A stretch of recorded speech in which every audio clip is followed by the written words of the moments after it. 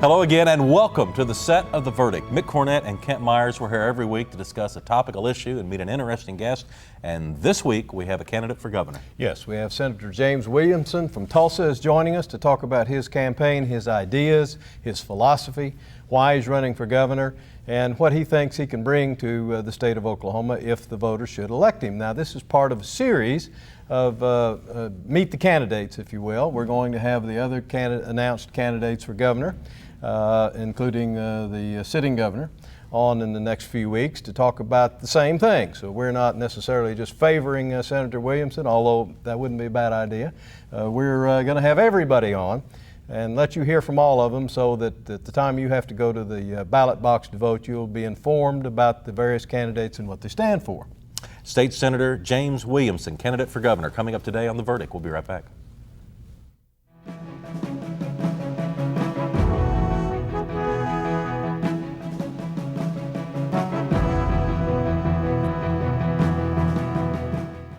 At Chesapeake Energy, here's a few of our favorite Hornets. Alexis likes reading. Sam enjoys history. Alec loves math.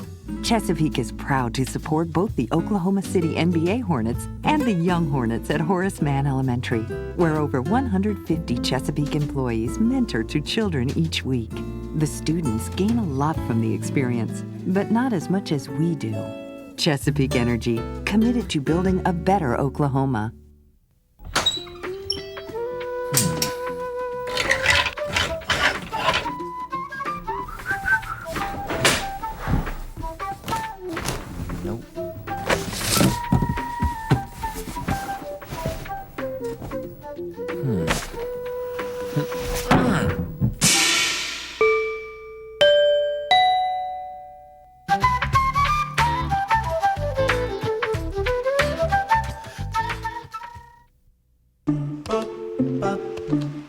Hi, honey. You've got to check this out. What? What are we listening to? I had digital phone service installed today. It sounds just like before. I know, but it's going to save us a ton of money. With Cox Digital Telephone, you'll save big every month. Keep your same phone number and get your favorite calling features. Just pay less. That does sound good. You should hear the upstairs phone.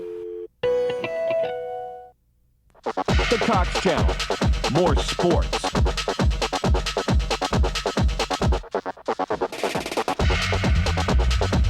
More fans. More cheerleaders. More fun.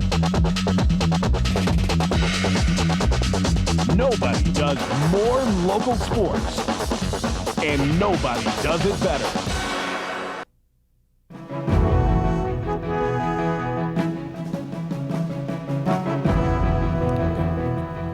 Welcome back to The Verdict. Mick Cornett and Kent Myers, and Kent's going to introduce today's guest. We are really pleased today to have the Honorable James Williamson, Senator from Tulsa, District 35, Republican. He has previously served in the House of Representatives. He was named one of 10 outstanding legislators in the nation by President Ronald Reagan a number of years ago. He did his undergraduate work and his law work at the University of Tulsa, and he now practices law in Tulsa as well as serving in the Oklahoma Senate. He's a Republican candidate for governor. His first visit to The Verdict, but we certainly hope not his last. Welcome to The Verdict. Thank you for having me. We're pleased to have you. Senator, you figure to have a number of Republicans trying to get the nomination here this summer. What are the principal issues for the Republican nomination as you see them? Well, of course, the principal issue will be who do Republicans believe will be the best candidate to face Brad Henry in the general election. All three of us who are running bring something different to the campaign. My strength is that I have been in the state government for 16 years. I know how it works. I know how to get things done. I have gotten things done even in a minority status, which those who watch it very carefully know is very difficult. And so I bring mostly a different perspective from my public education background than the other two candidates, and I also have some differences on the issues, but although probably most people will find that we probably agree on 90% of the issues. Senator, let me ask you, you've served honorably in the House and the Senate, and you've now kind of taken a bigger step to run for statewide office for governor. Why is it you decided to make that run, and why now? Well, I decided actually almost a year ago, and I decided at that time, I was the Republican leader in the Senate at that time, and had an opportunity to work with the governor's office on most of his key issues. And I was so disenchanted with the direction the governor was taking the state. I was disenchanted with his lack of leadership and vision. And so I said, after a number of key issues that we battled on, that I didn't care who else was going to run. I was going to run for governor against him. I fought him in the state Senate when he was a state senator, so my belief was that I could present a strong Republican candidate to give voters an option, someone with vision and leadership here in this state. Go ahead. Let me ask you about making that decision. It obviously affects you greatly, but it certainly affects your family, and I know from doing a little research before this show that you're quite family-oriented. What did your family think about you making this decision? Well, of course, any candidate who doesn't include his family in that decision is a fool, because you've got to make sure that your family is totally behind you. My wife totally supports the decision and strongly believes in the issues that we're pushing. My 4 children running from age 30 down to age 15, they're different levels of maturity, but all of them agree that they're happy that I'm running and that they think that I'm a good candidate and would make a good governor.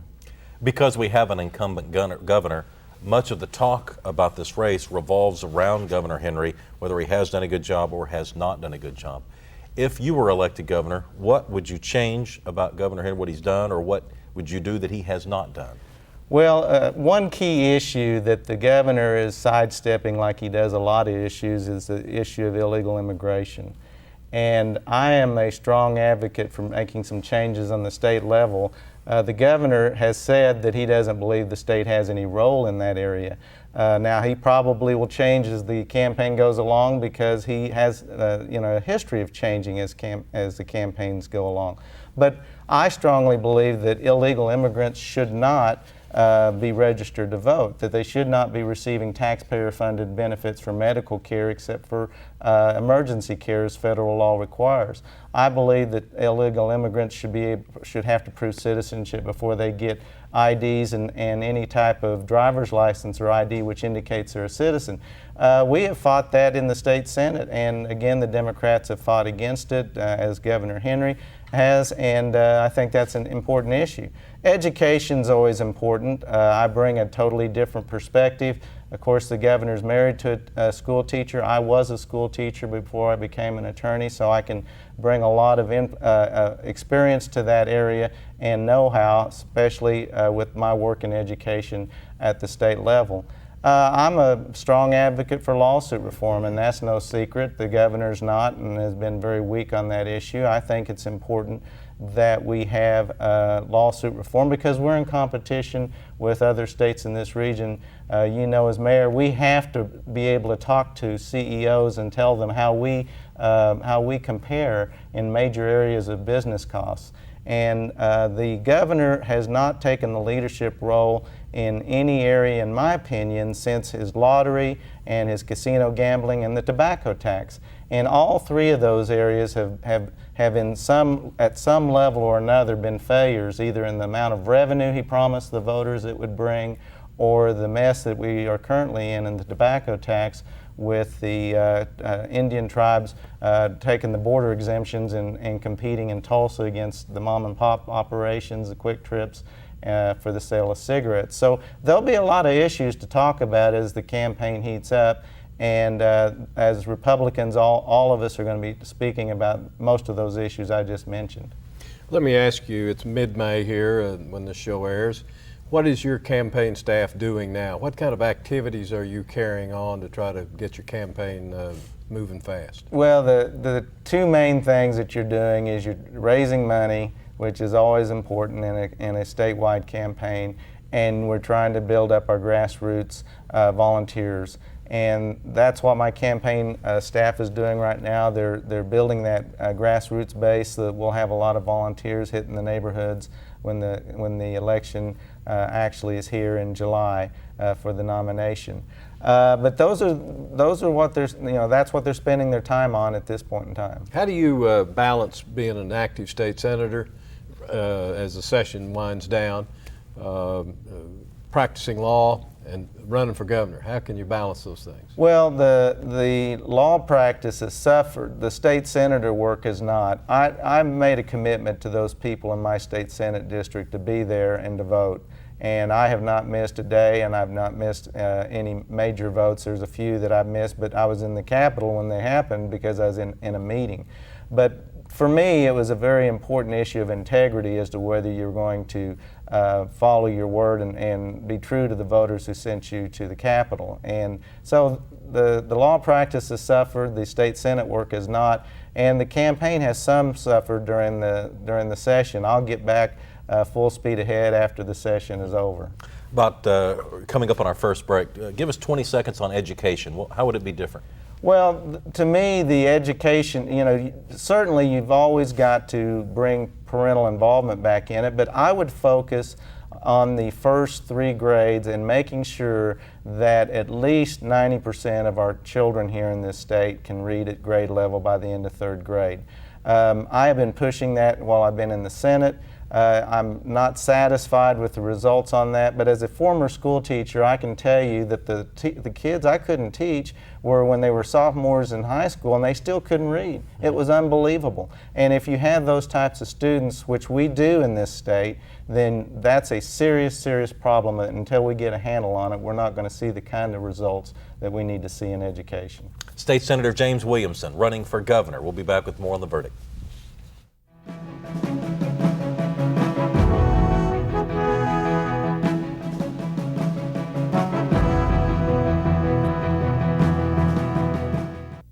The Journal-Record is pleased to be a sponsor of The Verdict. The Journal-Record, since 1903, the best source of Oklahoma business news and legal information. R.S.M. McGladrey. We're accountants. We do taxes, business valuations, estate planning, and consulting. And we're right here in Oklahoma working with the owners of small and medium-sized businesses. Steve Wilsey and Stuart Meyer have the resources and the experience. R.S.M. McGladrey. In Oklahoma City, the phone number is 405-843-5311. As someone who works in Oklahoma's oil and natural gas industry, I know how hard we're working to meet our current energy needs. But there are a few things all of us can do to reduce the amount of energy we use, starting right around the house, like installing a $20 programmable thermostat and turning it down, because each degree above 68 can increase a bill by as much as 3%. It's amazing how putting a little effort in can keep a lot of energy from getting out. For more energy-saving ideas, visit oerb.com. Hello? Anybody home? Hi. Digital Max. Welcome to the neighborhood. Hello, kid. Whoa. I haven't seen a digital tangle like that since...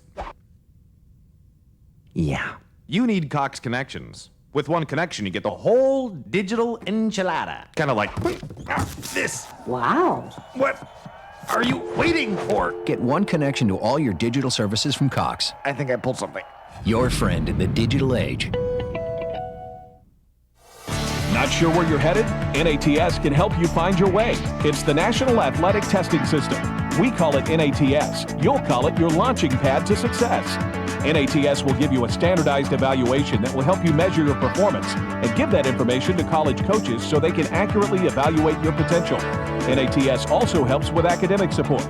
Join with the Oklahoma High School Football Coaches Association and head for success at www.nats.us.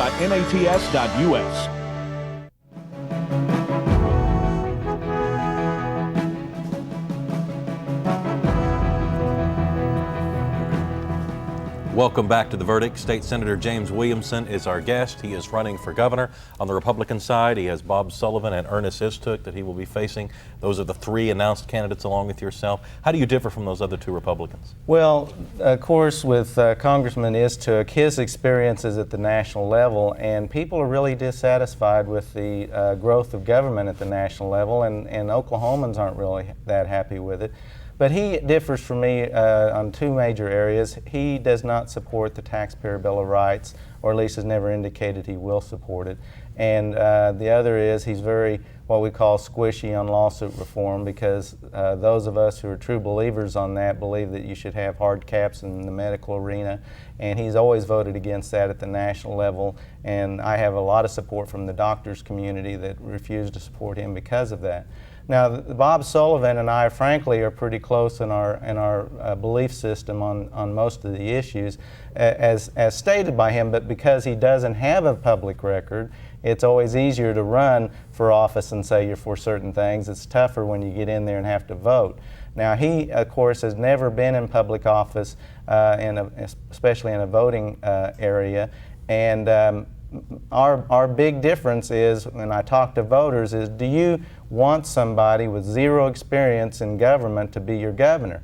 Now, there are a segment of the voters that like that, and that are kind of anti-government, and that segment, I'm probably not going to get their vote. But for those who believe that experience really does matter, that my abilities to get issues such as the Marriage Protection Amendment through a hostile state Senate shows my ability to deliver on what I believe is important on the way of policy.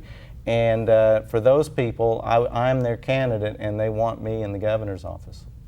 Let me change the subject a little bit to the Ten Commandments and the display of the Ten Commandments on public property. I noticed that on your website you have advocated your support for the ability of a local community to make that kind of display. Why, first of all, why do you think that's important? Well, one of the I believe it's strongly important because, just like with the Marriage Protection Amendment, when we debated the one man, one woman in this state, the governor was nowhere around, and I can show a clear distinction between his philosophy and mine. He, runs from the label of being a liberal, but the fact is, on social issues, he is. And for me, the Ten Commandments is part of an overall cultural war that we are fighting in this country. And it's beginning on the coast, and it's coming into the middle part of our country. And Oklahomans believe, as I do, that religious, cultural issues are important to this state, that morality is important to this state. And I strongly believe that when you have a chance to have something like the Ten Commandments on public property, which the Supreme Court has indicated is constitutional under certain guidelines, that we should support it from the state level. And I'm always all about opposing the ACLU and its liberal agenda from coming to Oklahoma. So all of that's wrapped up in that response. All of those issues are issues that my supporters and my district strongly believe we need to be facing here in Oklahoma. Then, as a trained lawyer, you would come to the conclusion that that kind of display under the right kind of circumstances does not run afoul of the U.S. Constitution. Well, I frankly disagree with the U.S. Supreme Court's interpretation of whether there is a wall of separation, as they've tried to claim in many of their decisions, not backed up by the founders' letters or writings or anything else. But even with what they've said, they just recently, as you know, Kent, they've recently said that the Texas display on at the Texas Capitol is constitutional because it's part of an overall historical display. I believe, after visiting Haskell County and Stigler, that their display should be found constitutional also. And we should make it clear to those counties that are interested in doing that what it takes to be constitutional, so we're not fighting a losing battle in federal court. And that's part of the bill that I passed, required that the county commissioners be told what they need to do to be constitutional in their displays. Large surplus of money at the state capitol right now. If you could solely decide how that surplus should be spent or used, how would you spend it? How would you use it? Oh, I love those if I were king questions. Exactly. Pretend you're king. It's the only chance you're going to get. Exactly, because that's not the way it is in the real world. But, you know, one of the biggest dangers that we have at the Capitol is believing that large surplus is going to be there year after year. As you all know, it's because the oil and gas industry is doing so extremely well right now that we're seeing those kinds of surpluses. It's not the broad-based economic environment that we're seeing it. So if I were king, here's what I'd do with it. I'd put a lot of it in roads and bridges, because those are one-time type expenditures, and you're not building up those operational budgets. That's the worst thing we can do. I would increase teacher salaries to continue, as we've tried to do, and as I've voted for, to try to make our teacher salaries competitive in this region. That's important to keeping those best teachers here in the state. After that, what I would do is I would focus on research possibilities, because one of the areas that we do have some true blue chances of improving our economy is to focus in these strengths that we have over at OU and OSU. We've got some areas that they're known to be nationally the best in those areas. The Health Sciences Center over at OU, their weatherization, over at OSU, their agricultural research. Let's use that money for those types of research possibilities and improve and get those high-paying jobs in here for those types of possibilities, that we may have some federal money that we can also be matching with and really improve the environment for research in this state and get a national reputation in that area. If you were governor and you went to New York or Chicago or Los Angeles to sit down with a group of business people and say you ought to relocate to Oklahoma, what would you tell them would be the reasons? Well, right now, I would use what we have. You always, of course, any salesman, and the governor is the chief salesman, just like the mayor is the chief salesman at the local level. The governor has to have the tools to use to be able to sell. That's why my agenda for growth and prosperity goes beyond just seeing the economic engine of just the oil and gas sector. Great, that's doing well, but I believe we have to improve. We have to continue to reduce workers' comp costs. We have to continue to reduce the income tax so that we are, in my belief, we can bring it down to 3%. We need to continue we ought to be successful in complete lawsuit reform. We ought to keep unemployment costs down. We need to focus on the research, show that we're improving infrastructure investment like I just talked about. Those are the things that CEOs, when you talk to them, they want to hear. They want to hear, how do you compare with every state in this region? How do you compare with Kansas, Missouri, or Texas? And we compare unfavorably with Texas too often. And so we have to be able to be successful with those CEOs. My first session will be about changing those policies so that I can go and be that strong spokesman and have the tools that we need to be able to get them to locate here in Oklahoma. Senator, just about a minute left in our time with you. I'd like to give you an opportunity now to just speak straight to the voters, 45, 50 seconds on why you're the best candidate. Well, I strongly believe that we have at this time a governor who has not shown any leadership. When I'm out talking to people, I ask them, I tell them, I'm going to speak to you about my vision for Oklahoma, which you've just heard about. What is Brad Henry's vision for Oklahoma? Where are we going to go over the next 4 years? How is he going to deal with this important illegal immigration issue? I strongly believe that what you have to have is a Republican candidate who has the experience in state government to get things done, the policies I just enunciated for you, and those policies, once we get them through, then I can be that salesman to those CEOs and really bring business to Oklahoma, and then we can work at improving education and making sure that we have a first-class education system here, that we deal with the road and bridge problem, and that we clearly bring down the income tax to a point that we can be the best in this region. If you want a governor who's going to be pushing those policies, I'm your candidate. Senator James Williamson, thank you for coming on The Verdict. Thank you. Yeah, thanks for it. Kent and I'll have a final word after this.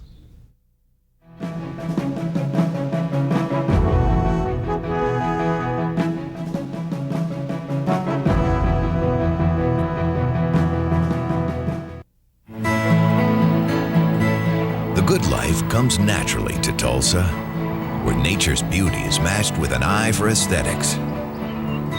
a legacy of neighborhoods graced with lawns and landscaping and handsome homes. A place that seems to have patented an ideal lifestyle. Bank First is loyal to the quality of life Tulsa assures its citizens, to the priority placed on education, culture, and growth. Loyal to builders who transform raw land into residential charm. Developers who see opportunity and add vitality to Tulsa's economy. Bank First serves both enterprise and private lives that need a loyal partner. It's how we help nurture this city's very good life. Bank First. Loyal to Oklahoma. Loyal to you. I don't see anything wrong in the education community suing the state. What is good for the state in the future? Do we give tax breaks now? The Democrats never asked that question for 60 years. I don't want to use the word civil, but sometimes there's a little more methodical debate that takes place. It's more than just talk when you go inside the issues with Pat Hall and Jim Dunlap. Produced by Cox Communications exclusively for the Cox Channel. Knowing the fundamentals of basketball pushed me all the way to the NBA. Now let me help you reach your goals. Join me and Oklahoma City's top coaches for a great week of basketball at the Chris Paul Youth Basketball Camp. Presented by the Oklahoma Ford dealers, Devon Energy, Loves, and the Oklahomans. Choose from 2 great locations at Heritage Hall or Oklahoma City University, June 19th through the 23rd. For more information or to register, visit www.chrispaul3.com.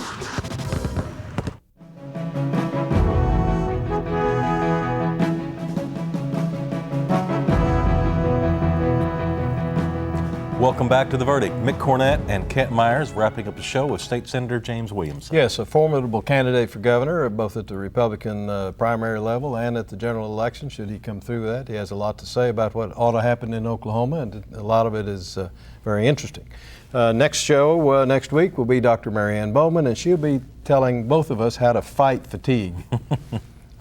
Probably just get some more sleep would be my best bet. That would be a good start. On the screen is information about James Williamson's website, his gubernatorial candidate website. I also want to remind you about theverdict.tv. That's a website about this show. You can go there and tell us about a candidate or a topic that you'd like to see discussed on a future edition. For Kent Myers, I'm Mick Cornett. We'll see you next week on The Verdict.